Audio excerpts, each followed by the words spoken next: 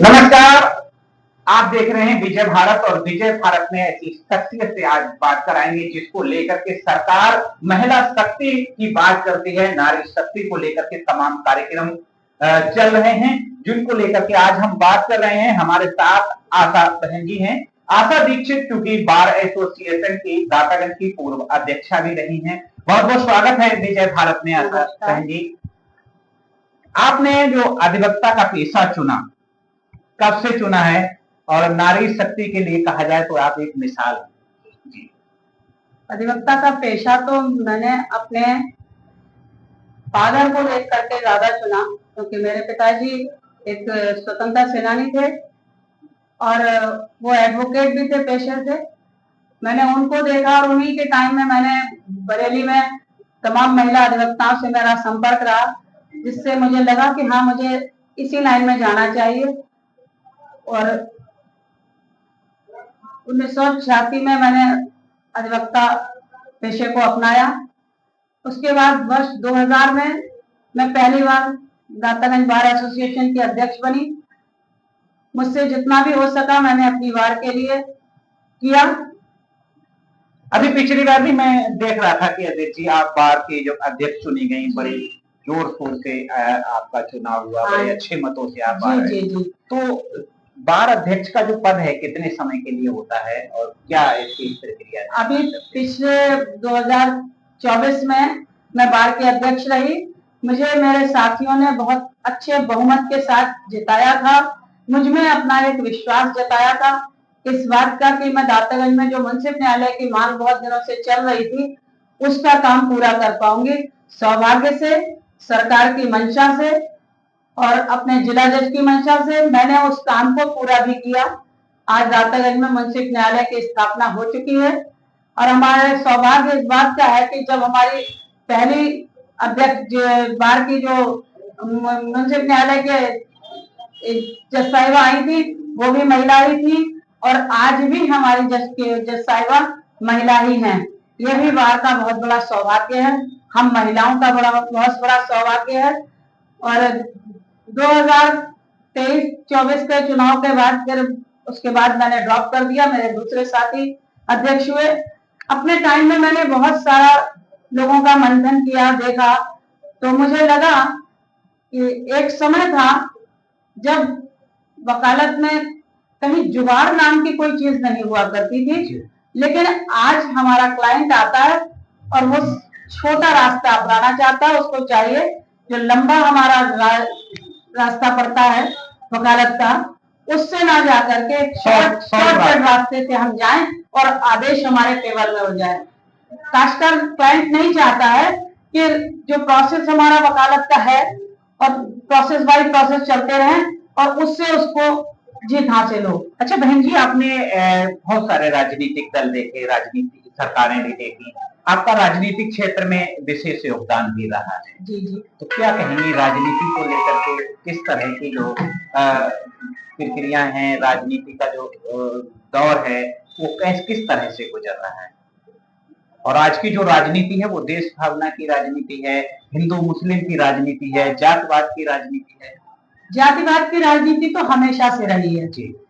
कभी किसी जाति का कोई अधिक हमारा ना नेता रहा, जैसे पहले हमारे यहाँ ब्राह्मण जाति से रहे थे जी। पंडित त्रिवेणी साय जी, उनकी डेथ के बाद उनकी पुत्री आई श्रीमती संतोष कुमारी पाठक जी, तो उस समय भी जाति भाव ज्यादा हावी था, लेकिन इस कदर नहीं था जितना आज के समय में हो चुका है। उसके बाद जब अगला इलेक्शन आया तो जिस समय हमारे समाजवादी की सरकार बनी तो थोड़ा जातिवाद बढ़ चढ़ के हिस्सा लेने लगा।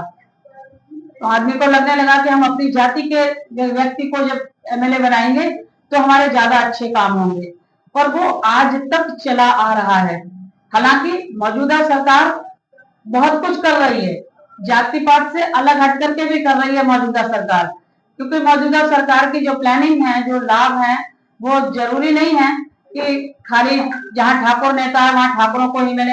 हिंदू, मुस्लिम, सिख, ईसाई सभी को सरकार के सारे लाभों का अच्छा बहन जी, जिस तरह से आप महिला होकर के आपने इतना राजनीति से लेकर के अधिवक्ता से लेकर के इतना लंबा सफर तय किया, तमाम समस्याओं का सामना भी करना पड़ा होगा, क्योंकि जिस तरह से हमारा समाज महिलाओं को जिस तरह की भूमिका रहती है महिलाओं की, और जिस दृष्टि से महिलाओं को देखा जाता है, उस पर क्या विचार है? आपने भी बड़ी मेहनत करके यहाँ तक पहुंची, हाँ जी, ये समाज के तमाम चीजों को देखते हुए इस क्षेत्र में पहुंचने के लिए पहले तो वकालत का पेशा ही, हालांकि वो अलग बात है कि जब आजादी की लड़ाई चल रही थी तो उस समय आजादी की लड़ाई में हमारी बहुत सारी रानी झांसी हुई थी, इसी तरह तमाम महिलाओं का जो है स्वतंत्रता रहा था, लेकिन उनको भी उस लाइन में बहुत परेशानियों का सामना करना पड़ा था।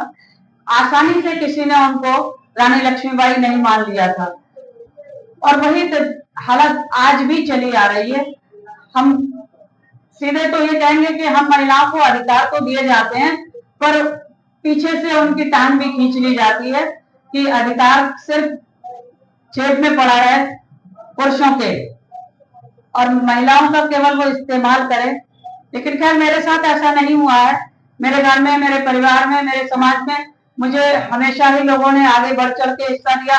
अगर ऐसा ही हुआ होता कि महिला होने के नाते मेरी टांग खींची जाती तो मुझे शायद भारी बहुमत से दातागंज बार एसोसिएशन का अध्यक्ष ना बनाया होता, क्योंकि आज तो फिर भी एक दो लड़कियां आने लगी हैं, लेकिन उस वक्त मैं एक अकेली महिला थी अपनी बार में, और मेंबर की दृष्टि से आज भी मैं अकेली ही महिला हूँ बार एसोसिएशन में, और उसका फिर भी मेरे साथियों ने बहुत सहयोग किया था। यदि वो साथी लोग मेरा साथ ना देते तो मैं अपने उस मुकाम पर ना पहुंच पाती जो मुकाम मैंने आज हासिल किया, क्योंकि उन्हीं साथियों की बदौलत मैं उस जगह पहुंची जो मैंने दातागंज में मुंसिफ न्यायालय की स्थापना करा पाई। अच्छा बहन जी, एक सवाल बड़ा अजीब सा है, मन कर रहा है पूछूं या ना पूछूं? नहीं बिल्कुल पूछिए।